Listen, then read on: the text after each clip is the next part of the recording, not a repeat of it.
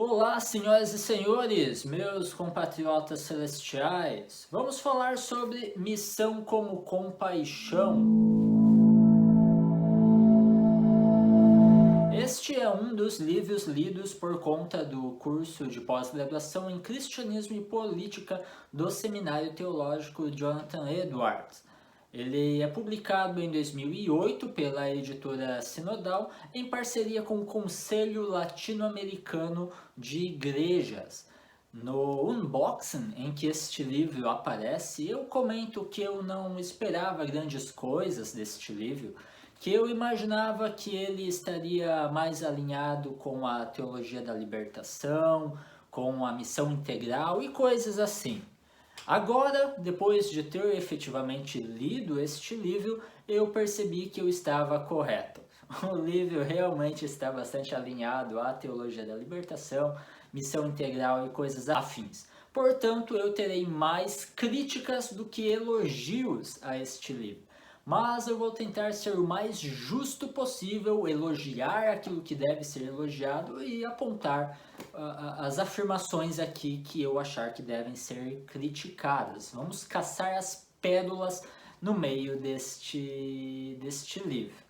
O autor ele foi missionário na IECLB, Igreja Evangélica de Confissão Luterana no Brasil, igreja da qual eu faço parte desde que eu me conheço por gente. Ele trabalhou entre índios lá em Rondônia e também no Acre, então ele teve um trabalho muito próximo nesse assunto de missão e tudo mais, né?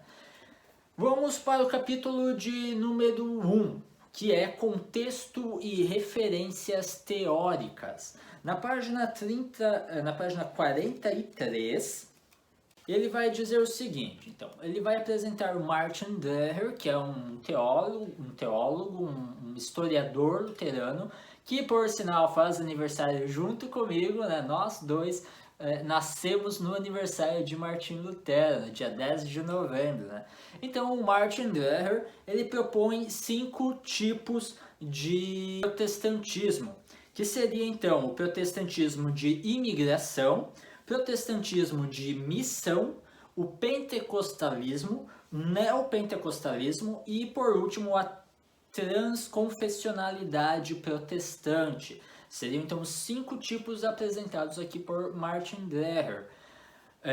Na página 44 para 45, então ele vai falar ali um pouquinho sobre cada uma desses tipos de protestantismo, tá? Primeiramente, o protestantismo de imigração ou étnico define um tipo de igrejas que se formou na América Latina desde os primeiros residentes de países europeus vieram para a América Latina. Isso se refere, por exemplo, a comunidades anglicanas ou de outras nações europeias. O exemplo melhor são as igrejas que se formaram a partir da vinda de imigrantes protestantes e evangélicos que, junto com o objetivo de uma nova vida, trouxeram para a América Latina sua fé, formas de culto e vivência comunitária. É o caso aqui da IECLB, por um exemplo, né? Uma igreja tipicamente de imigrantes da Alemanha. Depois temos então o protestantismo de missão, ou evangélico. Normalmente configura as igrejas nascidas do projeto missionário oriundo principalmente, mas não exclusivamente, dos Estados Unidos, no século XIX.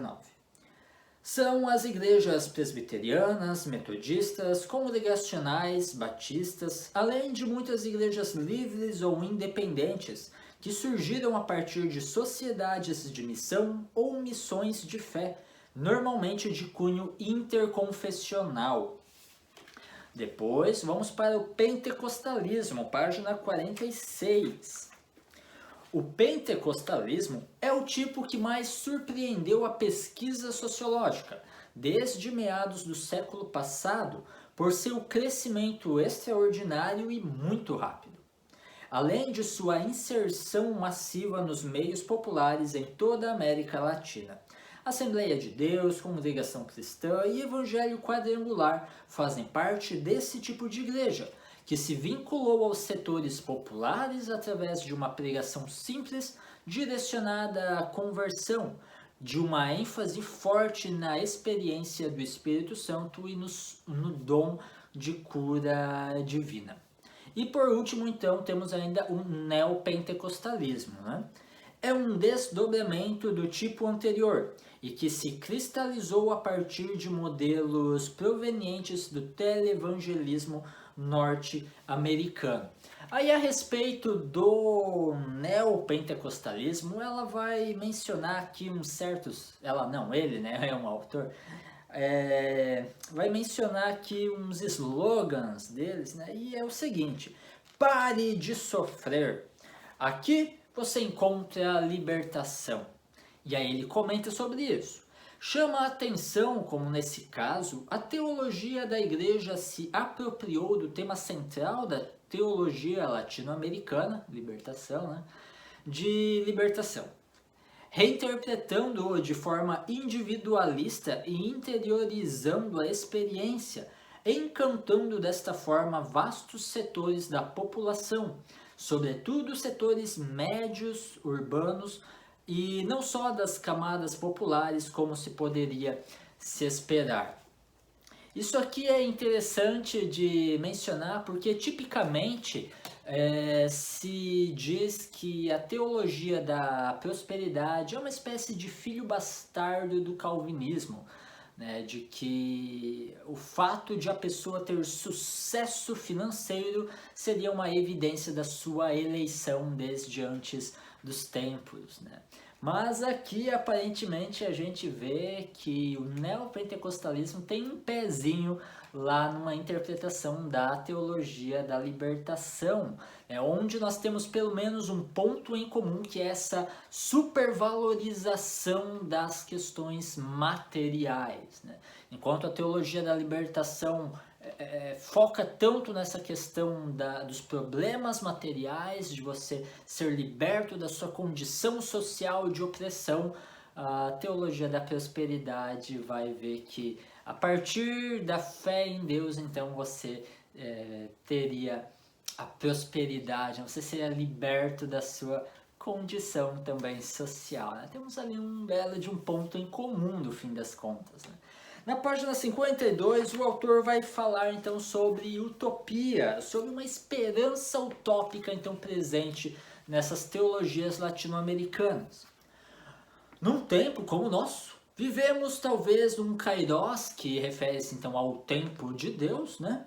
Que descortina diante de nossas perplexidades caminhos de renovação, de construção de uma esperança solidária para revolucionar o mundo, numa dimensão utópica que não se consegue perceber a olho nu. Cara, aqui já ficou claro, né? Nós conservadores não acreditamos em utopias, né? A gente olha com muito ceticismo essas ideias de revolução, né? Revoluções costumam fazer cabeças rolarem, né? Daqueles que dificultam as coisas, daqueles que atrasam a utopia, né? Então a gente não gosta muito dessas ideias de utopias e revoluções e coisas assim. Um pouco mais à frente, na página 74, o autor vai falar então sobre a cristianização da América Latina. E ali ele vai mencionar Bartolomeu de Las Casas, um dos primeiros missionários que assumiu uma visão crítica em relação à conquista foi, sem dúvida, Bartolomeu de Las Casas. Sua vasta bibliografia dá conta desta verdadeira conversão que marcou a vida deste frade dominicano. Nele, Las Casas condena as guerras contra os povos indígenas como injustas e tirânicas, e afirma que só há um modo verdadeiro e legítimo de atrair essas gentes ao Evangelho. É o modo pacífico. E a razão é simples. Para Las Casas, ninguém crê contra a vontade. Daí o fato de ter Cristo estabelecido que se pregue o Evangelho de forma persuasiva para o entendimento e atrativa para a vontade. Claro que isso não é exclusividade de Bartolomeu de Las Casas, a gente já vê afirmações bastante parecidas em Martim Lutero, quando ele critica as caças aos hereges. Então, não é exclusividade de Las Casas, né? Talvez seja um dos poucos a levantar essa voz quando o assunto é a colonização dos espanhóis na América Latina.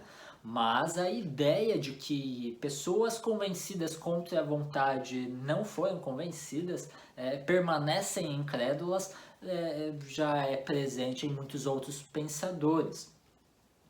Depois, na página 85, ele vai mencionar aqui duas tendências então na missiologia, que é o estudo da missão, página 85.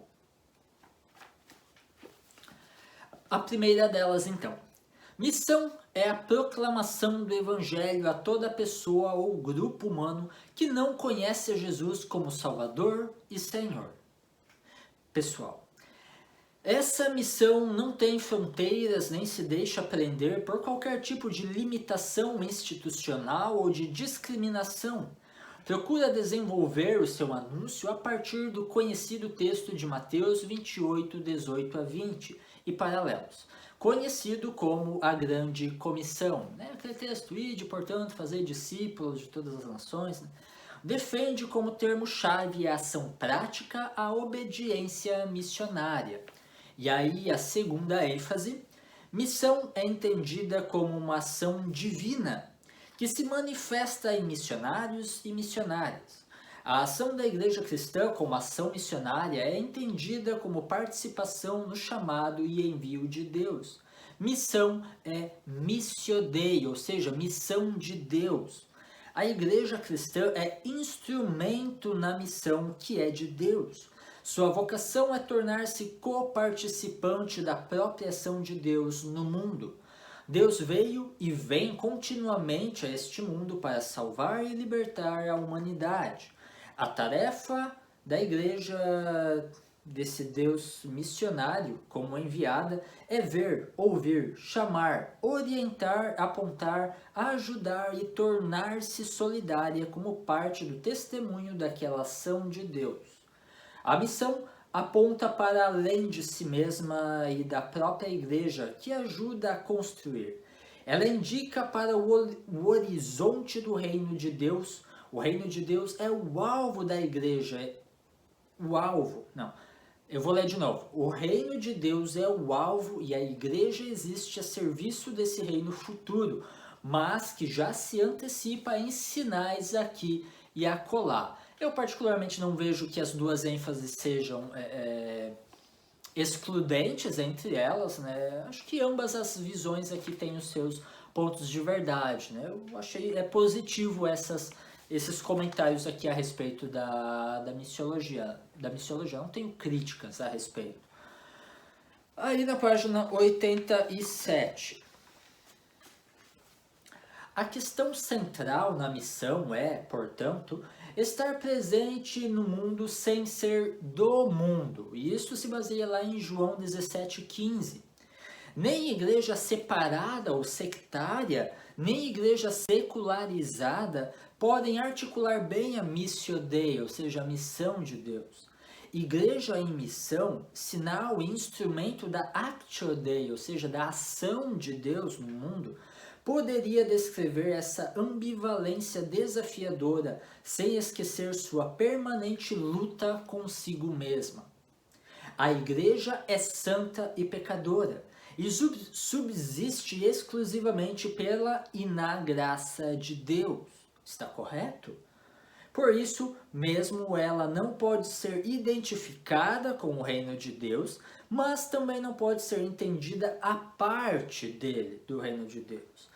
A igreja é uma realidade escatológica. Escatologia, então, tem a ver com os últimos tempos, né? As últimas coisas. Na verdade, ela vive numa tensão criativa entre ser chamada para fora do mundo, então para ser diferente do mundo, e ser enviada em sua apostolicidade ao mundo. como um experimento da realidade escatológica do reino de Deus, né? O reino de Deus que só vai encontrar sua plenitude, então, no escato, no fim dos tempos. A igreja serve, então, de sinais, né? Aqui e acolá. Então, aqui eu também concordo com essa posição, né? A igreja nem pode estar completamente distante, não ter o que falar ao mundo, né? Não se sentar ao lado dele para conversar, mas ela também não pode se acomodar ao mundo, né? Não pode se moldar aos padrões deste mundo, não pode ser então secularizada. Aí nós vamos agora para o capítulo de número 2, que é Contribuições Protestantes à Teologia da Missão. Primeiramente, a questão das igrejas de missão. E aqui o autor ele vai tratar de dois teólogos distintos, então, que são José Miguel Bonino e Carlos René Padilha, que é a editora Ultimato, tem várias obras deste último autor, tá? Na página 107, sobre Miguel Bonino, então. Miguel Bonino coloca dois exemplos distintos sobre as opções que se apresentaram aos cristãos mais comprometidos com as mudanças almejadas.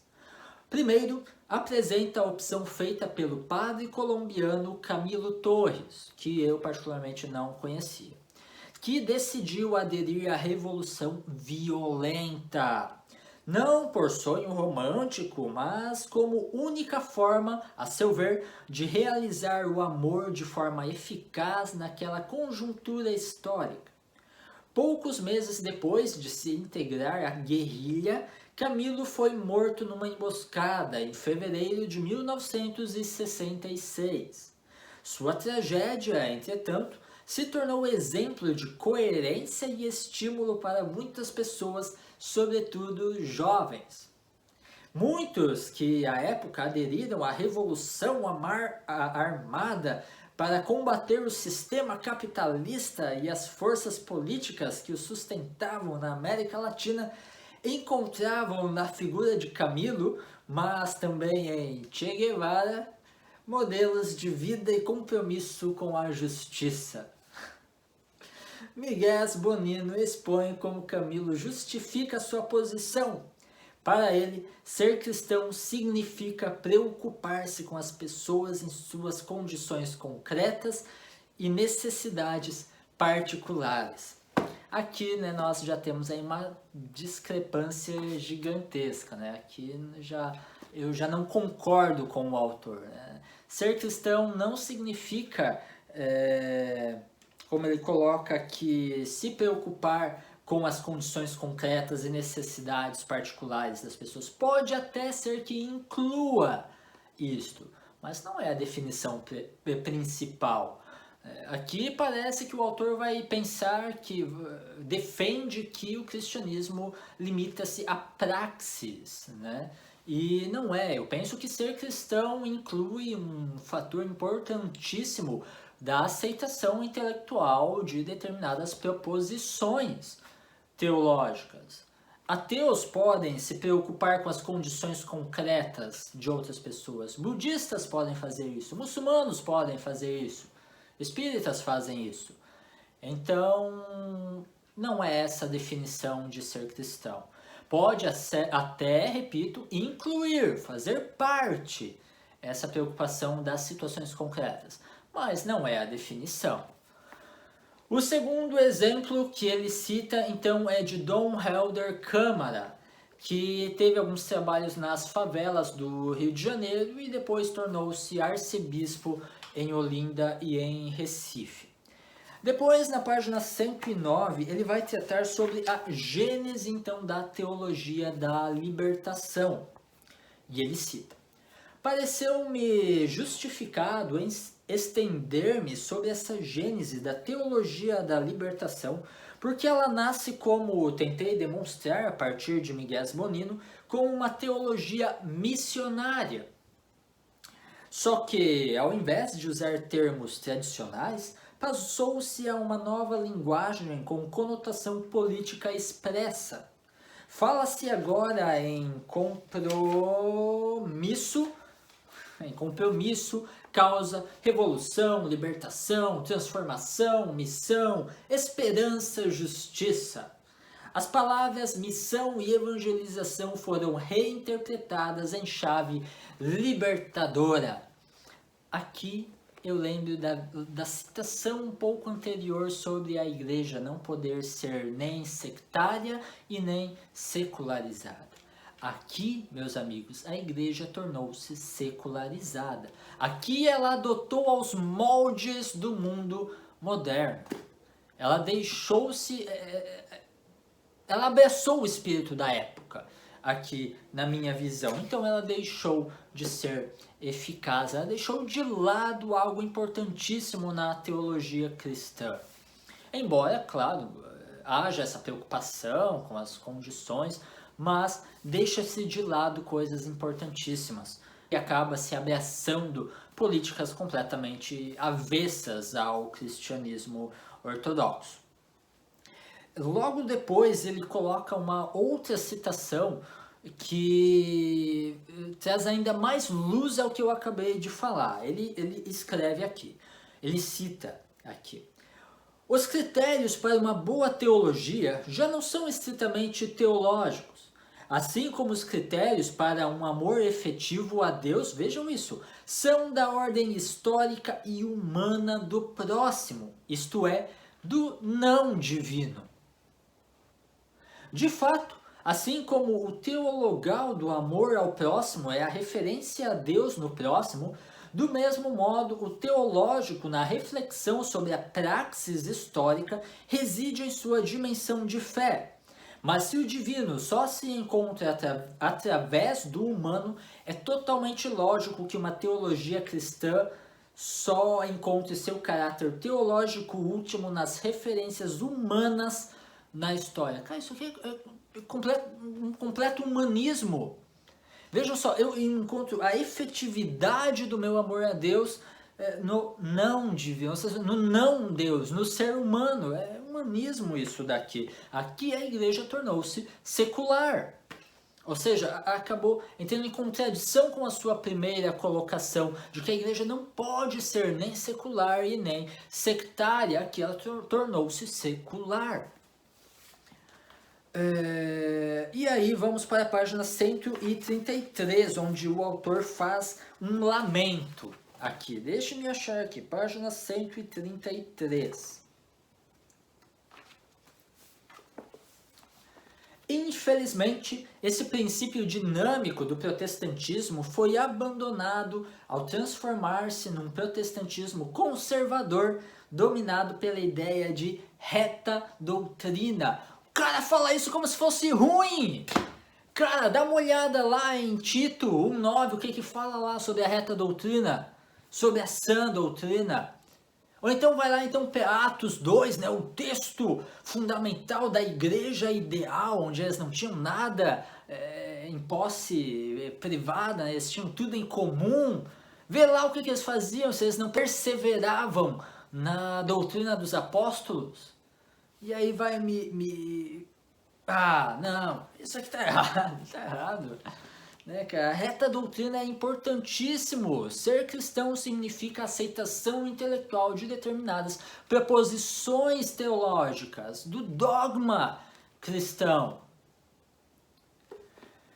Depois vamos para Carlos René Padilha, então, um ícone da missão integral, então, um dos grandes pioneiros no que diz respeito à missão integral.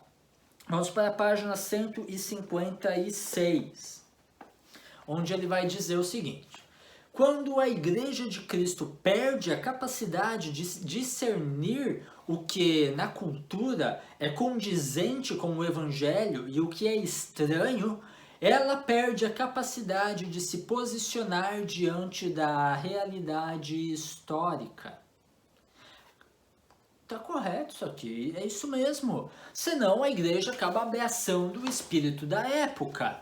Né? Com esse princípio eu concordo, de Padilha.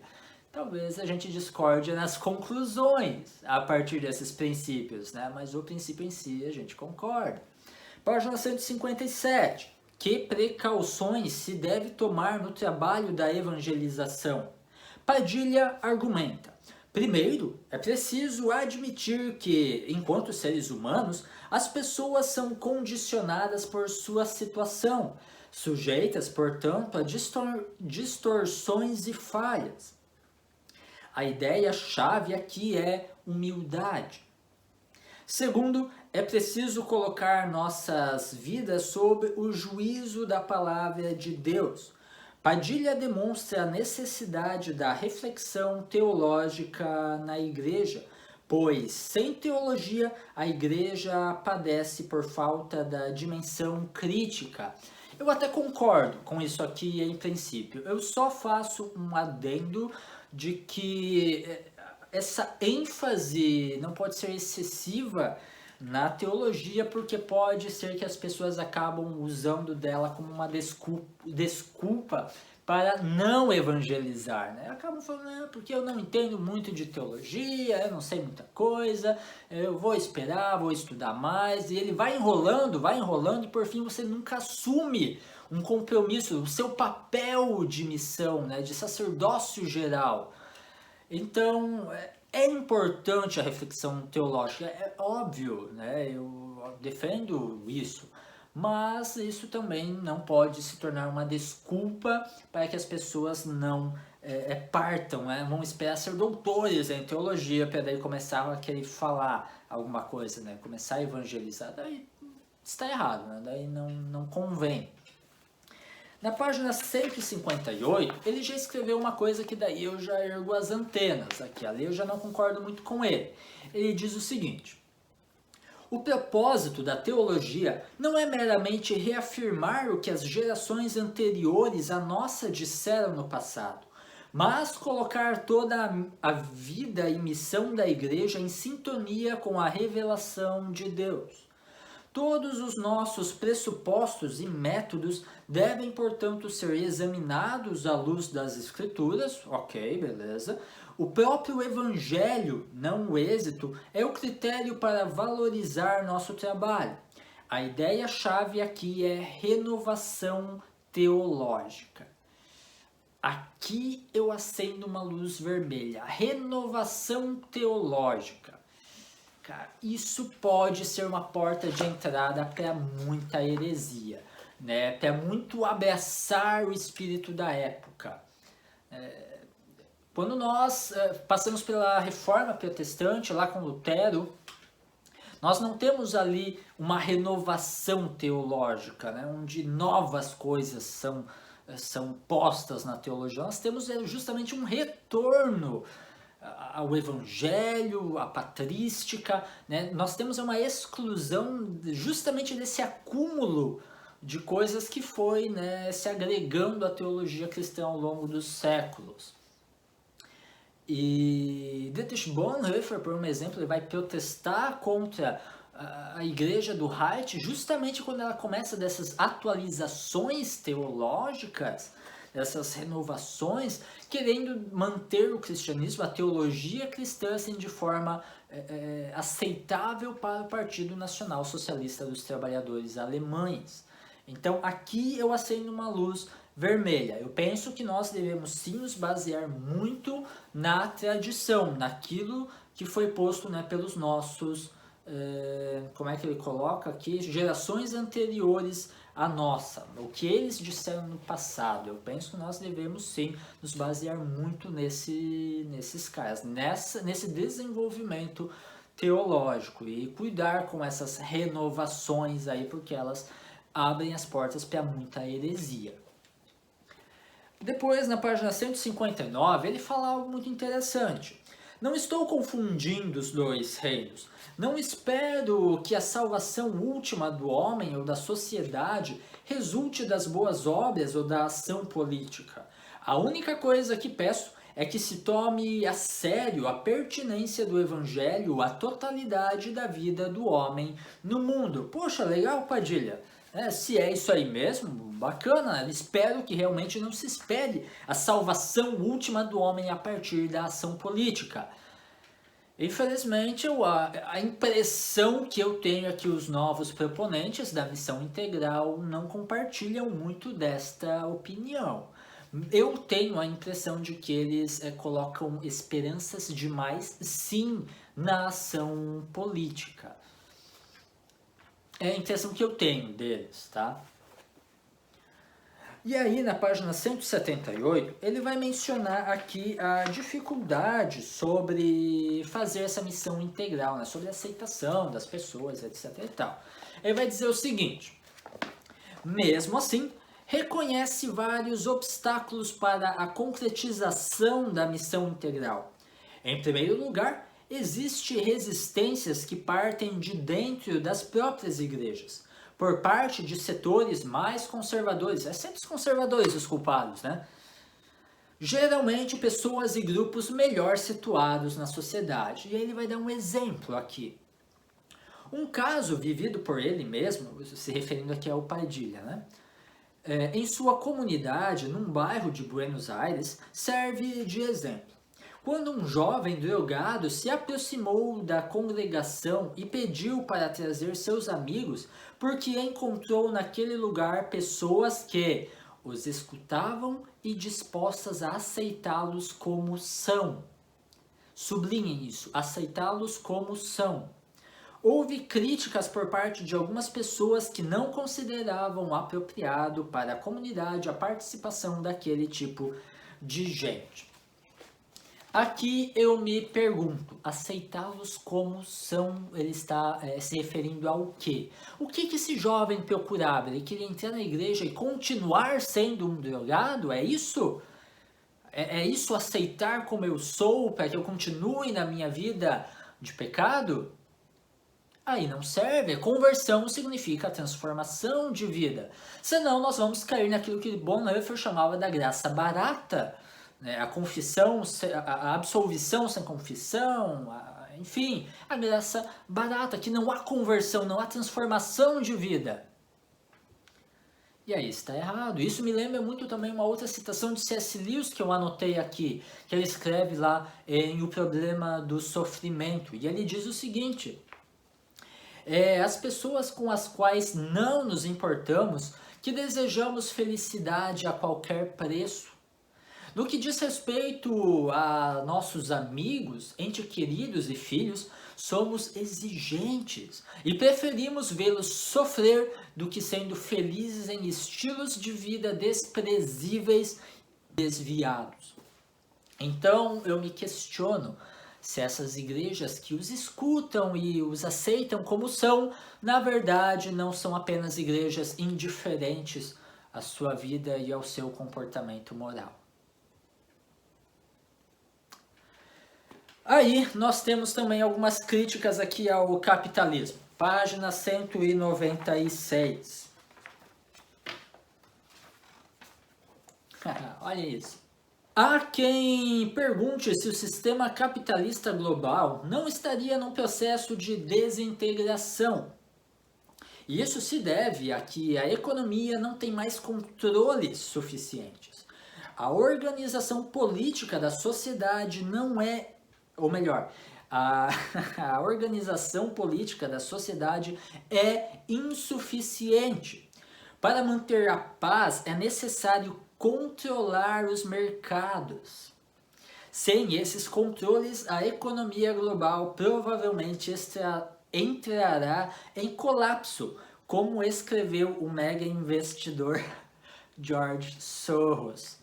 Cara, que referência, né? George Soros. A gente sabe quem é o camarada, né? Pô, um cara lá do Partido Democrata, financia um bocado de ONG, inclusive ONGs abortistas, né? Pró-aborto e coisas afins. E vai ter um cara como referência. Aí ele fala sobre o controle, então o controle estatal sobre o mercado, para depois querer chamar a gente de fascista daí ainda, né? Isso aqui me lembra muito uma citação que eu já falei em um outro vídeo, da resenha deste livro aqui, ó, Conservadorismo, de Roger Scruton, este sim, um filósofo conservador britânico. E lá na página 36, ele vai criticar esse controle estatal sobre o mercado. Planejar em tais circunstâncias é correr o risco de destruir as relações humanas das quais essa coordenação depende. Este argumento, desenvolvido detalhadamente pelos economistas da escola austríaca, foi crucial para os ressurgimentos modernos da mensagem conservadora, pois ele sugere que não é o Estado, mas sim a sociedade civil, as associações livres entre os indivíduos, que contém a solução para prementes problemas coletivos, e que, consequentemente, não é o controle estatal, mas a liberdade individual que se faz necessária para que uma grande sociedade obtenha êxito. Aqui se torna então bastante claro a nossa discordância. George Soros. E aí vamos para o capítulo de número 3, Contribuições Protestantes à Teologia da Missão, e agora vai tratar sobre as igrejas então de imigração. Mas aqui ele vai tratar então sobre mais dois teólogos distintos, são eles Waldir Steuernagel e Hermann Brand. Vamos primeiro tratar sobre o Waldir Steuernagel, então. Ele é nascido aqui em Joinville, a minha cidade vizinha. Então a realidade dele é muito próxima da minha. E um dado muito curioso aqui do livro, que eu não sabia, não tinha noção disso, é que ele vai experimentar a sua conversão no contexto da MEUC, da Missão Evangélica União Cristã, que eu também faço parte, né? A MEUC, Missão Evangélica União Cristã, ela é um braço, é uma ala dentro da ISLB, da Igreja Evangélica de Confissão Luterana no Brasil. Eu, como membro da ISLB, sou um membro também da MEUC, ou seja, eu faço parte desta ala da ISLB, que é uma ala mais conservadora, uma ala ligada à teologia pietista, tá? De Jacob Spener, né? um luterano lá do século 17. Isso, 17. Então, página 204 e 205. Em decorrência dessas experiências, em 1967 decidiu interromper seus estudos seculares e o trabalho como auxiliar de escritório para se dedicar intensivamente a um curso bíblico na escola bíblica daquele movimento, da MEUC, né? Na cidade de São Bento do Sul, onde permaneceu por 1 ano. Essa instituição que ele se refere aqui é a FLT, Faculdade Luterana de Teologia. Eu fiz também ali 2 pós-graduações. Esse curso que ele fez de 1 ano, ele existe até hoje em dia, que é o CBB, Curso Bíblico Básico, onde o estudante então estuda lá por 1 ano em regime de internato, né? Ele vai passar o dia inteiro lá estudando a Bíblia, né? Estudando teologia. E depois ele pode então partir para a faculdade ou volta para casa, enfim, né? Fica então a critério dele. Eu vou deixar aqui o link da FLT, né, da Faculdade Luterana de Teologia, para que você possa conferir, né, numa dessa tem interesse, né? Quem sabe não tá aí você daqui a pouco também fazendo um CBB lá, né, durante 1 ano. E aí na página 205 ainda.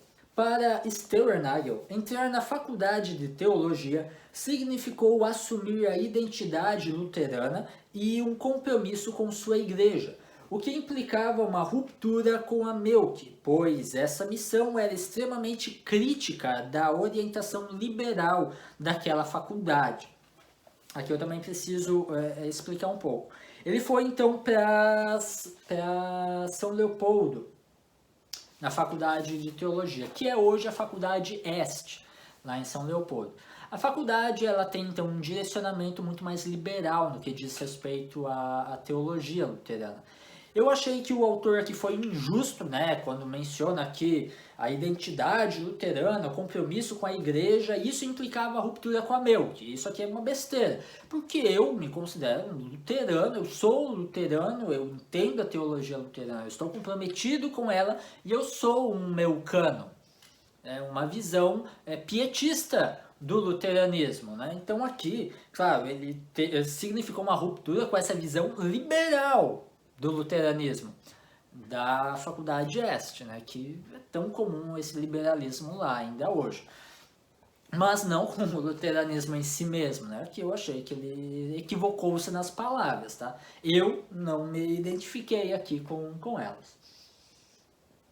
Aí na página 225, eu achei muito curioso um erro histórico que eu não esperava encontrar em um texto um pouco mais acadêmico, né, teológico aqui, porque ele vai falar que Constantino teria tornado o cristianismo como a religião oficial de Roma. Este aqui é um erro histórico que é muito comum que a gente encontre na literatura popular. O pessoal por aí às vezes acha isso, né? Ou tem uns ateus por aí que ficam acusando isso. Mas, cara, um teólogo sabe que não é isso, né? O cristianismo aí vai se tornar religião oficial lá com Teodósio, lá em 380, no Édito de Tessalônica. Lá sim ele se torna oficial, mas não é com Constantino.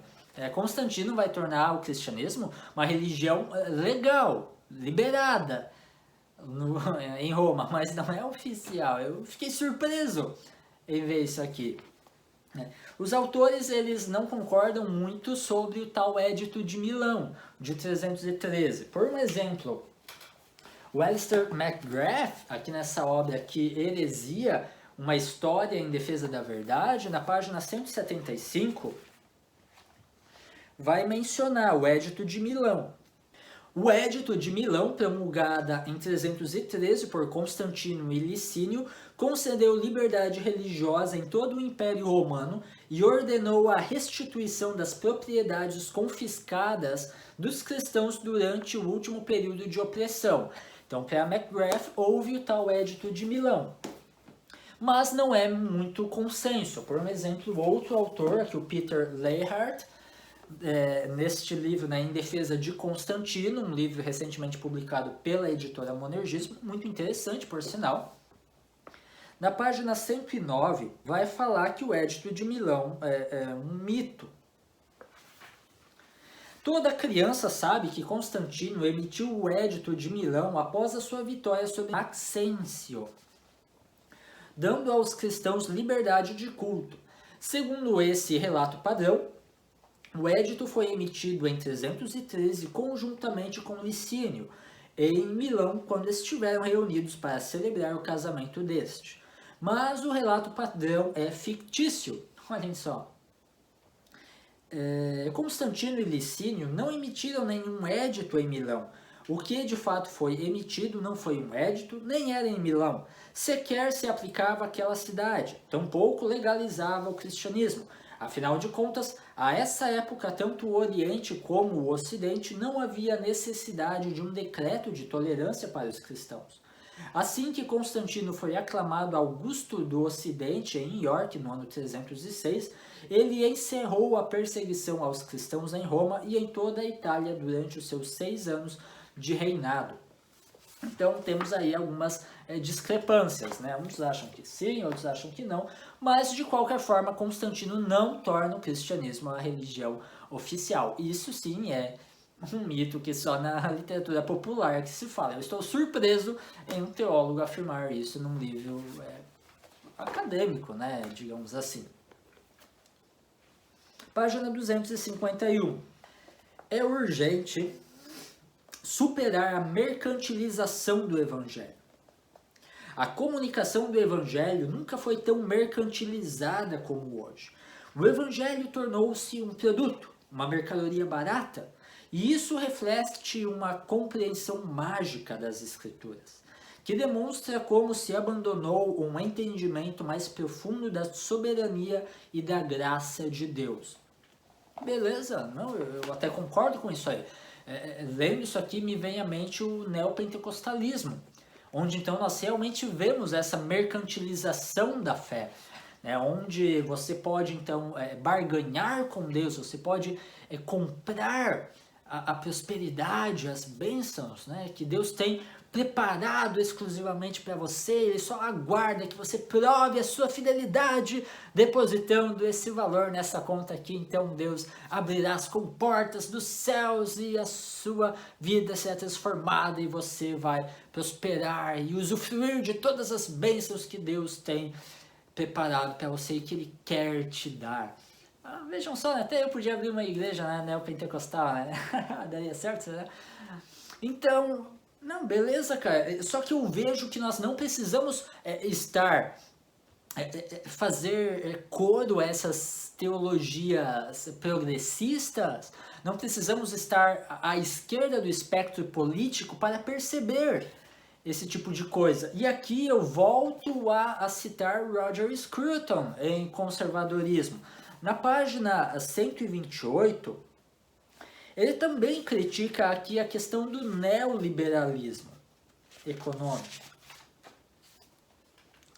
Todavia, a nova economia, a qual tudo, casamento, família, arte, fé e nação, era disponibilizado para venda em uma liquidação global, causou alarde disseminado tanto na direita quanto na esquerda, com o resultado de que hoje o neoliberalismo é mais frequentemente visto como ameaça ao nosso legado, né, a tradição, a longa tradição, que como parte importante dele.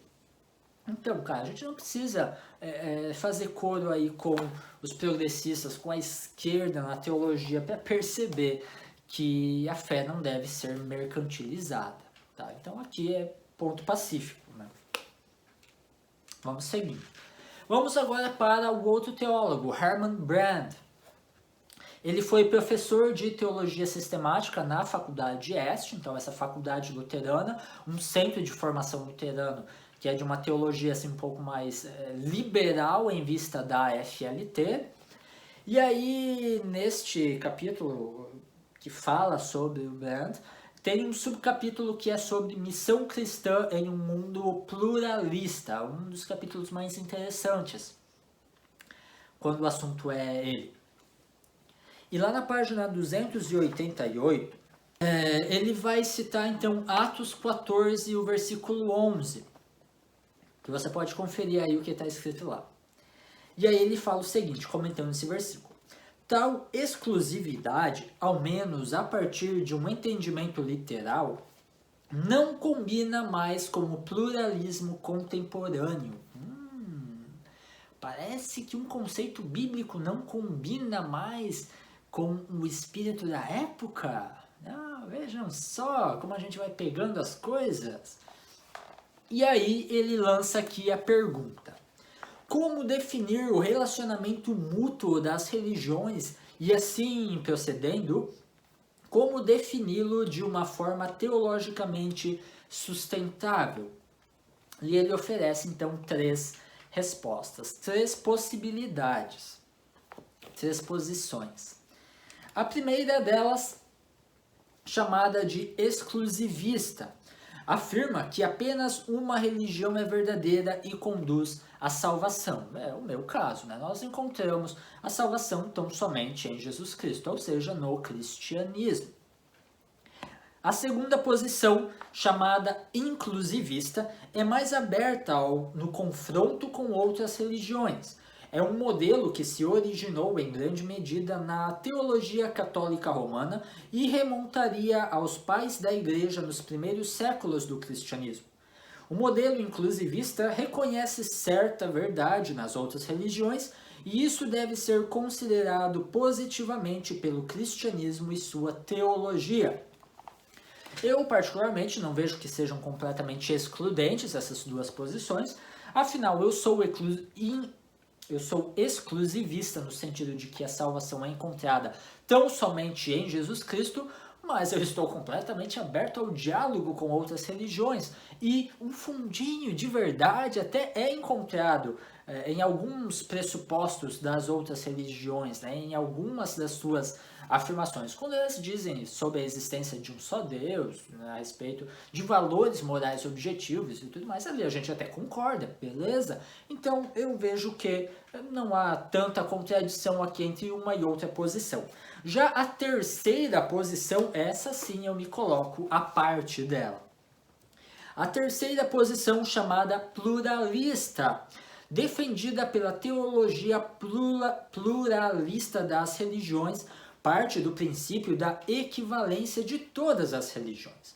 É ponto de partida dessa teologia o reconhecimento da unidade das religiões numa proclamada unidade reconciliada, considerando-se principalmente as grandes religiões do mundo como o hinduísmo, o budismo, o islamismo, o judaísmo e o cristianismo. Aqui realmente eu não concordo, eu me coloco à parte, eu vejo que aqui ele fere o princípio lógico da não contradição. Para o cristianismo, Jesus é Deus. Ele foi crucificado, ele ressuscitou. Como é que isso fica para o islamismo? As verdades não batem ali, então eu simplesmente me coloco à parte dessa visão teológica. Para surpresa de 0 pessoas, o Brandt vai passar a defender então essa terceira via, né, da teologia pluralista. E ele então encontra 2 motivos importantes que justificam um modelo pluralista. Um seria o fim das guerras de religião, e um segundo motivo relaciona-se com o secular debate entre ciência e fé, ciência e religião. Aí ele vai citar aqui o Leonardo Boff também a respeito disso aí, lá na página 299. Nossa tarefa é mostrar a legitimidade do sincretismo como processo de vida de uma religião. O sincretismo não constitui um mal necessário, nem representa uma patologia da religião pura. Né? Aí, claro, por isso que um Boff da vida defende então esses sincretismos, né, entre a religião cristã com as religiões de matriz africanas e coisas afim, né? Coisa que eu não vou compartilhar com ele. Eu discordo que o sincretismo seja algo então positivo. Página 300, ainda sobre Leonardo Boff. Tudo aquilo que ajuda a liberdade, o amor, a fé e a esperança teologais, isso representa um sincretismo verdadeiro e encarna na teologia a mensagem libertadora de Deus. Ou seja, o que me parece aqui é que tudo aquilo que está de acordo com uma nova religião secular. Uma nova religião completamente secularizada. Ou seja, trocou-se o dogma cristão, ortodoxo, de acordo com o ensino bíblico, apostólico, né, da patrística e tudo mais, histórico, por um novo dogma, que agora vai incluir, né, essas questões de paz, amor, liberdade, igualdade, fraternidade, né, e que é uma nova religião secular. Para mim, aqui só se trocou-se as coisas, né?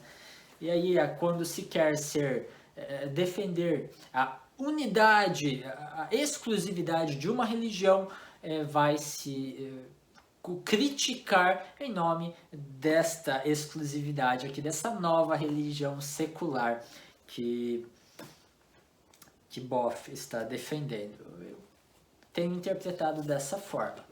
Mas vamos seguindo aqui. Capítulo 4. Missão como compaixão. Para uma teologia da missão cristã em perspectiva latino-americana. Aí ele vai de novo citar um monte de Leonardo Boff, um monte de Paulo Freire, amado Paulo Freire, né? E aí na página 363, deixem-me abrir aqui, ele vai dizer o seguinte: viver a fé tem implicações no exercício da cidadania, tanto na igreja quanto na sociedade.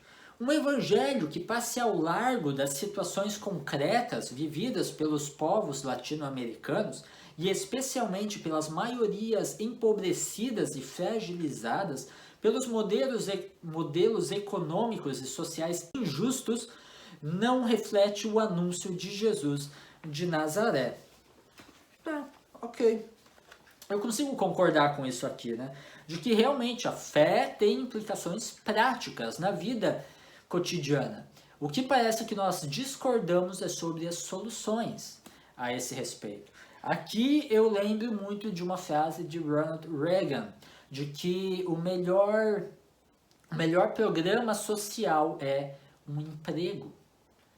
Aqui eu vejo que nós discordamos. Eu não vou defender como uma solução o assistencialismo, o paternalismo estatal que vai manter o pobre sempre na sua dependência, sempre como um escravo de seu assistencialismo para a sua subsistência. Eu vou defender aqui sim que deve-se criar oportunidades para que as pessoas tornem-se então protagonistas da sua própria transformação social, que eles, a partir da iniciativa privada, a partir do seu bem gerir o capital, que ele vai mudar de vida, vai alcançar novos patamares de classes sociais a partir do emprego. E ali a igreja pode sim auxiliar. Ali eu vejo que a igreja pode, com os empresários cristãos, oferecer empregos onde isso cabe, e não subjugar os seus empregados, pagar-lhe um salário justo e coisas assim. Eu vejo que na igreja nós podemos talvez até emprestar uma determinada quantia para, sei lá, um carrinho de cachorro-quente, para aquisição de um carrinho de cachorro-quente, e os membros da comunidade vão apoiar essa iniciativa e vão lá comer no carrinho de cachorro-quente do membro. Quando a igreja cristã, sua membresia, vai ir nos pequenos comércios dos membros da igreja local. Isso é uma forma de apoiar os membros, uma boa forma então de transformação social e não de paternalismo, de assistencialismo estatal. Eu lembro aqui até o próprio John Stott, aqui neste livro, Os Cristãos e os Desafios Contemporâneos, ele também tem um capítulo onde ele fala sobre o trabalho, e lá na página 240 ele vai dizer isso. A igreja deveria ser um lugar onde as pessoas se sentissem aceitas e amadas, bem como pudessem receber ajuda prática na busca por um emprego. Este é o melhor programa social. Tá? É nisso então que a igreja deve ser útil para os desempregados, para possibilitar então essa transformação, essa busca por melhores oportunidades. Então a gente acaba por discordar, cara, é só na solução proposta, e não no princípio da necessidade, do fato de que a fé tem implicações práticas para a nossa vida cotidiana. Depois, na página 270, eu quero só mencionar aqui, é só um detalhe, porque ele menciona a transposição das águas do Rio São Francisco. É só um comentário, porque o livro ele é publicado em 2008 e nós estamos em 2021. Esse vídeo aqui está sendo gravado em 2021 e agora é que essas obras foram ser concluídas. Então, uma obra aí que enrolou. Eu só queria comentar isso, uma curiosidade. E aí, assim como um último comentário, página 383, tá? Já estamos no final aí da resenha. A espiritualidade cristã contempla uma dimensão política irrenunciável, porque não se conforma com este mundo, mas luta por transformá-lo. E aí ele vai usar aqui como referência bíblica Romanos 12, 1. Que se você abrir aí na sua casa, você vai ler que está escrito transformai-vos. Está falando de uma transformação pessoal, individual, a partir da renovação de sua mente. Ou seja, está tratando aqui que a nossa cosmovisão deve estar alinhada com a revelação de Deus a partir da Bíblia. O texto não está falando aqui sobre revolução, né, e coisas assim. Essas foram as minhas observações a respeito deste livro aqui, Missão como Compaixão. Agradeço você que ficou aí até o final desta resenha e até a próxima. Falou!